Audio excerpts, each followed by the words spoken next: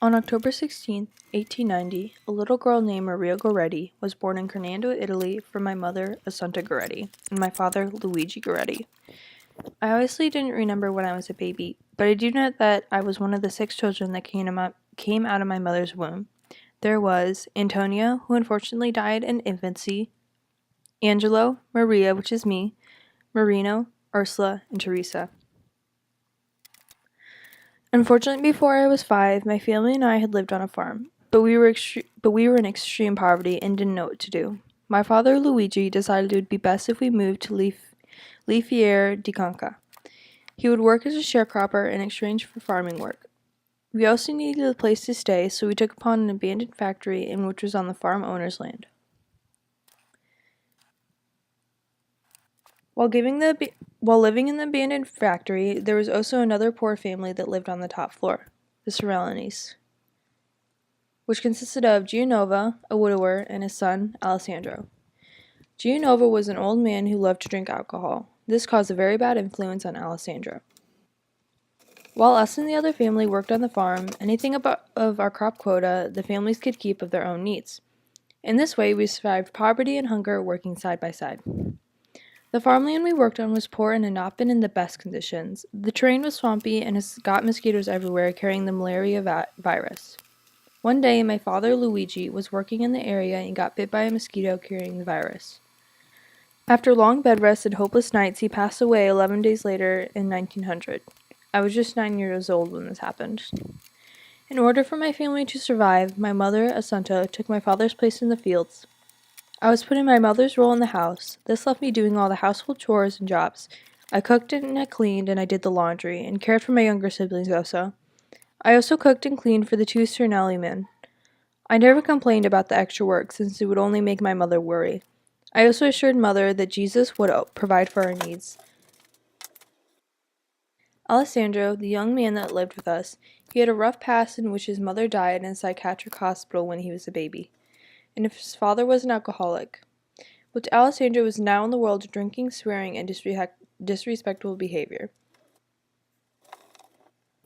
Alessandro had impure thoughts toward me, and when he would find me alone in the kitchen, which other family shared with us, he would speak to me crudely and make sexual advances toward me. Me, with great love for God, hated his behavior and rebuked his evil suggestions, and told him, "No, never, that is a sin. God forbids that, and we would go to hell." This sexual harassment continued for months, and I did my best to avoid it. I kept quiet about the abuse because Alessandro would help my mother with the difficult tasks in the field, and even if I did speak up to my mother about it, we would have nowhere else to go, so I remained silent and trusted in Jesus. On July 5th, 1902, Alessandro's evil intentions came forward. I was inside the house working on sewing and caring for the younger children, like usual, while everyone else was out threshing in the fields. Alessandro took this opportunity for evil. Alessandro left work early and came up to the kitchen and closed the door behind him. He approached me with a file that was used to sharpen tools, in which the end he sharpened to a point. He told me he would kill me if I didn't allow him to have sex with me. I, now a strong child, rooted in my love for Jesus, refused. I cried, "No, it's a sin. God does not want it." As he moved to make a move on me, I fought him off bravely. I told him that I would rather die than allow him to do such evil deeds to me. In rage, Alessandro stabbed me 9 times. The file passed through my tiny body from the front all the way to the back, again and again. Alessandro was 20 years old, and I was only 12.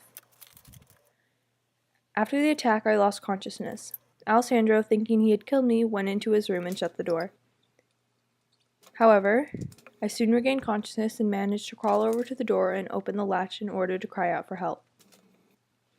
Alessandro, hearing the creak of the latch, came back and stabbed me 5 more times. He attacked me with such force that the file bent when it hit my spine. I was found by Gianova, Alessandro's father, in a pool of blood. Miraculously, I was still alive and conscious.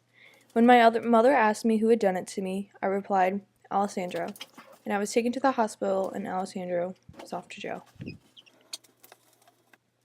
At the hospital, the doctors tried to save my life. I was badly dehydrated due to the massive loss of blood. I begged again and again for water. Because my intestines were pierced and its poisonous content was seeping into my body, the doctors couldn't give me any water. As this as this would worsen my already life-threatening condition. A parish priest was called to give me my last rites before a risky operation that was begun to save my life. The priest showed me a crucifix and told me that Jesus was oh so very thirsty and he suffered torture on the cross. He asked me if I would offer up my thirst to Jesus for the salvation of sinners. I agreed and didn't ask for water again. The doctors began their surgery on each of my 14 wounds. Because I was so weak, they couldn't give me any anesthesia, so I was fully conscious as they widened each of my wounds in order to soothe them up from inside and out. I didn't cry out in pain once. I endured my agony and in quiet, perfect patience, offering it all up to Jesus. Despite the efforts of the doctors, they could not control my bleeding or infection. After 20 excruciating hours of suffering, I died the next day on July 6 at the age of 12 years old and 8 months. In my last moments, the priest asked me to forgive my attacker. My last words were, "I forgive Alessandro Sinelli, and I want him with me in heaven forever." A week later, after Maria died, Assunta, my mother, was in poverty and no longer had any means to support her 5 remaining children, while also raising them. She had to give each of them up for adoption. Alessandro, when he was brought before the judge, pleaded innocence. He claimed that he was defending himself against me attacking him. Of course, the judge knew Alessandro was lying, and since he was a minor, he was only sentenced to 30 years in prison instead of a life sentence. Alessandro's bad behavior continued in prison. Because he was an angry young man and had constant fights, he was placed in solitary confinement. He was completely unrepentant for his crime, and his heart was hardened. However, 6 years later, I appeared to Alessandro in a dream while he was in prison. I handed him 14 white lilies, the symbol of purity. Without speaking a word, 1 flower for each time he stabbed me. Alessandro understood what this meant, and that I had forgiven him for his crime, and that I was now with God in heaven. As a result of this dream, his heart was miraculously converted. He called for the bishop, confessed his crime, and lived out the rest of his sentence as a reformed man and a model prisoner. In fact, he was let out 3 years early due to his good behavior. I, Maria, had become his special patron and intercessor. After Alessandro was released from prison, now 27 years after the attack, he went right away to see Assunta, my mother. It was Christmas Eve. He knocked on her door and asked if she knew who he was. She did in fact recognize him as Alessandro Sinelli, the man who killed her daughter and destroyed her family. Alessandro asked Assunta for forgiveness for what he had done to her. Assunta replied, "If Maria forgives you, and God forgives you, how can I also not forgive you?" The two went together to midnight mass and received Holy Communion kneeling side by side. Alessandro also publicly confessed his sin before the congregation and asked for their pardon as well. Assunta then adopted Alessandro as her own son. Alessandro's great devotion to me continued until his death in 1970, and the cause for my canonization opened in 1935, with Alessandro, my murderer, testifying to the sanctity and heavenly intercession on his behalf. I was then beatified in 1947. One of the first miracles attributed to my intercession, aside from Alessandro's conversion, was a construction worker who had his foot crushed by a stone. It was unable to be repaired and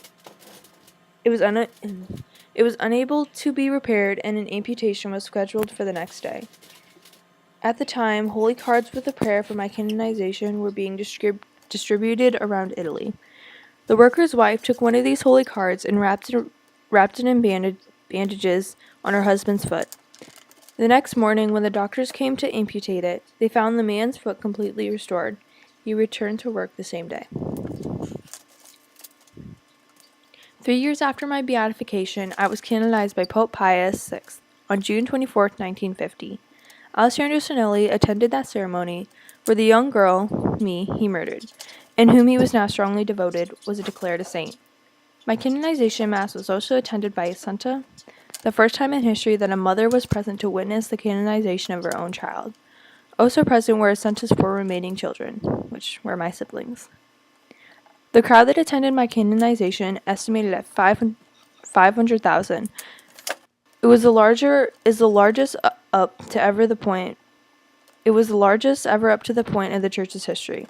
There were so many people that it was the first canonization mass to be held outdoors in St. Peter's Square because of the massive basilica was too small to hold all the faithful in attendance.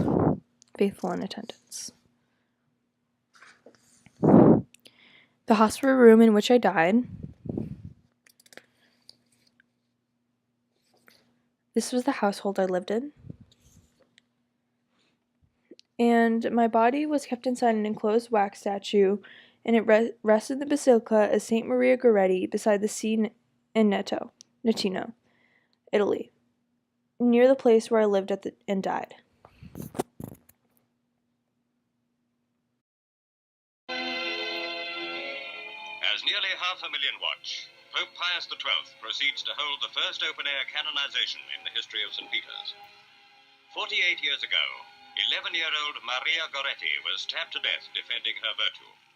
Today, her church gives her its supreme honor.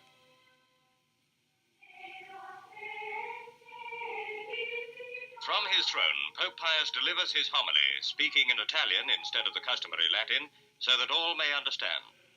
He tells of the life and martyrdom of Maria, presenting her as a model to the youth of today. And now comes the canonization of the little peasant girl, who suffered when many others, older, might have chosen life. Watching are her two brothers, one of them, Angelo, come from America for today. At a window is her aged mother. Somewhere nearby, her sister, a nun. For the first time, the Church of Rome confers sainthood in the presence of the mother and family of the one honored.